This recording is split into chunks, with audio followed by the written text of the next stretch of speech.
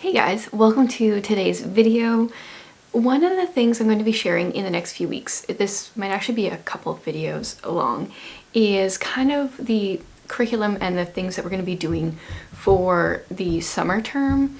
I've decided this year, like many years, we're going to homeschool through the summer, but it is going to be a little lighter and a little different.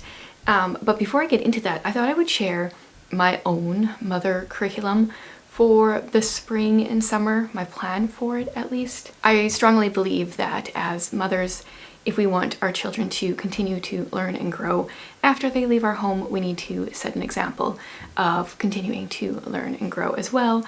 And I always have so many things I want to be reading and learning about. So much of what I give my kids in school are also things that I want to read or learn. And then I have a ton of stuff on my own. So I thought I would share this. I've shared a number of videos on this channel as well as my personal channel on this topic before. I've called it like my mother basket and different things. I don't really have like an official name for it, but it's kind of a bit of a curriculum for myself as a mother, lifelong learning, intentional lifelong learning, I guess. I think I've organized today's or this spring and summer curriculum a little bit more than in the past, and so as I go into it, I'll kind of explain what's what. So obviously, well, maybe not obviously, but the first of importance to me, the first thing that I do in the mornings is read my Bible. And I just did a video on my personal channel talking about different ways to read and study the Bible, because often when I finish one thing that I'm doing, I often get hung up and don't know where to go from there. So I thought, if I make this video and this resource for people, then when I get to that point, I can look back and see what to do. And I had just finished my study in Revelation, and then I went and did something that I didn't even mention in the video. I decided that I wanted to study through the minor prophets, because when I read through my Bible, they are not something that I focus very much on. So this particular Bible is the CSB note-taking Bible, floral cloth bound, I think. And then I also have an ESV study Bible that I use, but this one is like the journaling Bible, so it's got, it's a little bright. It's got space on the side for notes. I'm sorry, that's really, really bright. So I started in Joel a couple weeks ago, and I've been reading through Joel, writing my notes down, and now I'm partway through Amos. This is what I'm doing for my studying of the Bible right now. After I get through the minor prophets, I will probably pick one of the ways I mentioned in that video.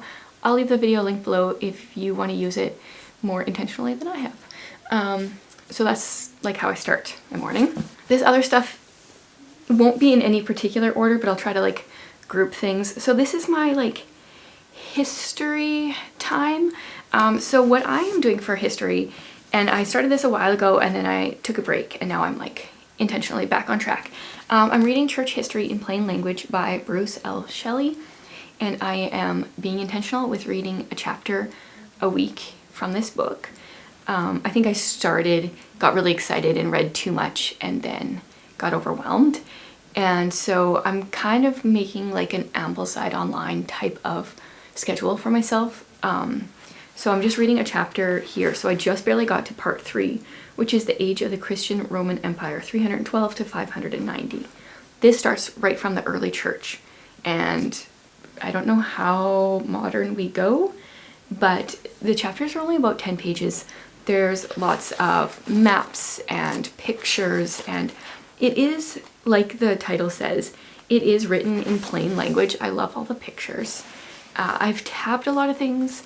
I have not taken notes on this. I wish I would have started. Now that I'm starting part 3, maybe that would be a good time to start. But I'm trying to at least do my one chapter a week now. Not at least, that is my goal. No more, no less. Otherwise, I'll just get burnt out. So this is like my church history, and this is kind of like church history-esque. Years ago, I think it was 2020, for my birthday, I asked for the volumes of Spurgeon's sermons. So there's 5 books which each have 2 volumes of his sermons. And then I read a couple sermons when I got it, and then I fell off the wagon. And so now I am doing my best. No, why do I keep saying that? I am reading one sermon a week, same as like what I'm doing with this, one chapter a week, one sermon a week. The sermon that I read this week was called The Comforter. And I wanted this collection of Spurgeon sermons because I guess what I didn't mention with my studying of the minor prophets is I often use the Blue Letter Bible app, and then their commentaries. I like the study guide by David Guzik, I think is his name, and he often quotes Spurgeon, and I'm often like reading a quote and I'm like, oh, I really like that, and it's Spurgeon. And so years ago I decided I should just like read his actual sermons, and then I didn't get much farther than that. But that is what I'm doing. Chapter of this, one sermon here.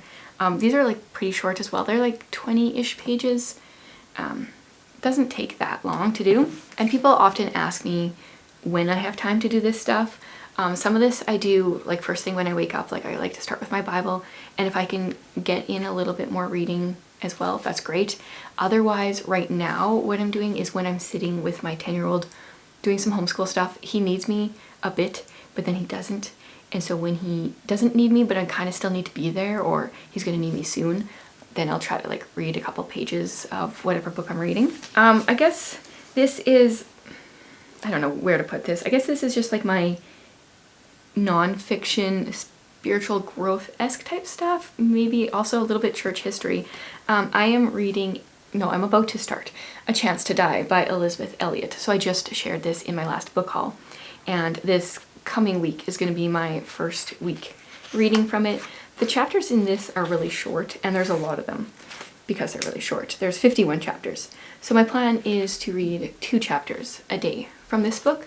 This is The Life and Legacy of Amy Carmichael, and I've heard really good things about this book, and I do really enjoy Elizabeth Elliot, so I'm excited to have found this from Book Outlet and finally be able to read it. And then I always have some like more modern Christian nonfiction, on the go. And what I'm currently reading is Sarah Clarkson's This Beautiful Truth, How God's Goodness Breaks into Our Darkness. And I'm really enjoying her writing this time around. I've struggled with it a little bit in the past. This book I think would be a little better if I was in a dark season, but I am still liking it, and I think it'll still be good. But it would be better I think it would probably be more helpful if I was in a dark season myself. After this, I will probably add in another Christian nonfiction to my stack here. And this one I'm not reading any certain amount. If I'm interested in reading it after some of my other stuff, I'll read a few pages. The chapters are pretty long, so I don't even stop at a chapter. I just kind of stop if there's a little section break or wherever I want. Okay, and then I have been also trying to read from a variety of different homeschool books as I've been like getting all this inspiration for our homeschool. This is partially because of some of these books, and also I want to read these books to get more inspiration. So one I've had for a long time that I read a while ago, and I'm just kind of like rereading / skimming through, is The Core by Lee Bortons. This is teaching your child the foundations of classical education. I don't completely subscribe to classical education, but I think there's elements of it that I enjoy. And so I'm just currently at the part that I'm reading through. She's talking about different ways to teach different subjects. So reading, writing, math, I'm on to geography. And I know there's a few points in these sections that I really enjoyed back when I read it years ago, and so I just want to reread those, see if any of this we can add into our homeschool. And one book I got recently, I guess I should have shared this in my book haul, I don't think I did, Home Education by Charlotte Mason, the annotated edition. So this has the Charlotte Mason text with some annotations on the side. I totally forgot to share this in my book haul, didn't I? So I've skipped around. I read the first little bit, and now I'm on to kind of the same thing as The Core, reading about different subjects and how she recommends teaching them. So I didn't realize when I got this that home education is more geared towards up to 9 years of age. So it is helpful. I'm getting ideas from my preschooler, my kindergartner, and even my 10-year-old, since he's like kind of around that age, in here. But I've already told my oldest that if she wants to buy me a gift for Mother's Day, she can buy volume 6. I can't remember what it's called. but that one is more like for when kids are older than 9. So I want to read that one after this one. And Charlotte Mason, like, I still don't think I'm ever going to be 100% completely Charlotte Mason using her method.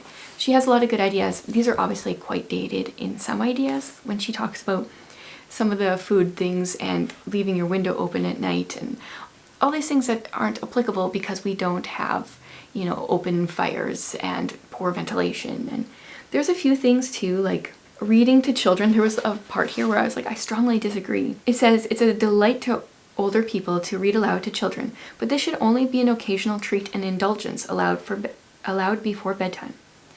So it's pretty much saying that kids should read on their own except at bedtime. And I mean, I love for my kids to read on their own, but I think reading aloud has a lot of benefits, and she seems to not agree with that.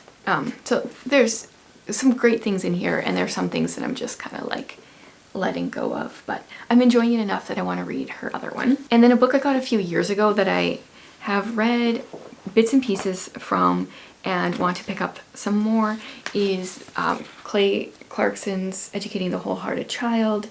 So this is supposed to be wholehearted Christian home education for ages 4 to 14, and they definitely have some classical vibes to their homeschool, some Charlotte Mason vibes, a little bit of unschooling. Like their approach is very similar to what I like. It's just been a little bit more structured than we've been, or like they talk about more structure than we have been, but I would like to add more structure in. This book is just, it's daunting. There's so much here, which I appreciate a lot, but it is overwhelming. And I just need to like pick sections and read those sections that are applicable in the moment, I think, instead of trying to read it front to back, which is I think what I've tried to do in the past. So like I've gotten to page 60, which doesn't look very far. Yeah, so I'm gonna add this in as well. None of these books am I reading like an exact amount each week or anything. It's just picking them up as I'm interested and trying to at least get to a little bit, at least one of them each week, I guess. It's usually been 2, but at least one. And then I personally really love poetry. So my current poetry book that I'm reading is the poetry of Robert Frost. I think it's pretty self-explanatory. I really love poems about nature, and so Robert Frost, Emily Dickinson, some of my favorites. And I'm just slowly going through this, picking it up when I want to, not very far. And then any that I enjoy, I tab, and then I will often read in our homeschool at some point. And then the last section, I'm considering classics, although some of the things that I've shared already are classics, but this is both classic fiction and nonfiction. First of all, I'm reading The Hobbit. So my 13-year-old is going through rereading this. I don't know how many times she's read it before. And then she's doing the Progeny, I can't remember what the place is called, Progeny Press study guide for The Hobbit. And so I'm supposed to be keeping up with her, but I'm behind. So I haven't read this since I was in grade 11 or 12. And I think I got the first chapter done so far. I really enjoyed rereading the first chapter. I just need to set aside some time to get caught up because I think she's just finished chapter 6. Then a classic that I want to read this summer is The Moonstone by Wilkie Collins. I've wanted to read this for a long time. It's been on my shelf for a long time. I think this is like, I think Wilkie Collins is kind of known for being one of the first to write some detective fiction, I think. I don't really know much going in. I just think that I'm going to like it and I want to read it. So I'm okay with not knowing more. Once I'm ready to start this, I think I'd like to finish The Hobbit first and maybe a couple other books. Once I'm ready to start it, I think I will create a, read a chapter a week, depending how short the chapters are, or a couple chapters a week, so that I can have it finished by the end of the summer. That's my goal. And then the last classic is C.S. Lewis's Mere Christianity. So I've started it before. This book has 8 of C.S. Lewis's classics in it, so it's not, Mere Christianity isn't as big as it looks here. Where does it end? Okay, so it's like just under 200 pages. But I started it years ago and I just felt like I wasn't getting it. So I want to restart it and read it. I don't at this point have a plan for it. There's 33 chapters. So if I want to start it here right at the beginning of April, if I were to start it, you know, I could read a chapter a day.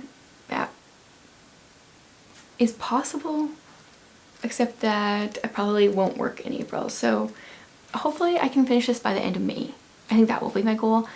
April and May are kind of crazy life-wise, so I think that will work, or else I can drag it on longer if I need. But I just know so many people love Mere Christianity and I feel like behind because I haven't ever read it or finished it. So that is actually my entire stack. It's a lot, but just know that some of these I'm reading like a chapter a week. Some of them I don't have any specific plans for. These will be all spring and all summer, and I might add in like 1 or 2 other ones if I finish some, but I'm stretching it over quite a period of time. So if you guys do this kind of idea, like, you know, continue to learn yourself, have some kind of curriculum, either formally or not, even if you just like pick up books here and there, I would love to hear what some of your favorite books from these different categories that I shared are. And if you guys are interested, I could either do a video or a blog post or like a combination of both, sharing ideas for books to read in these different sections, because I've read a bunch over the years that have been really good that I would recommend. So let me know.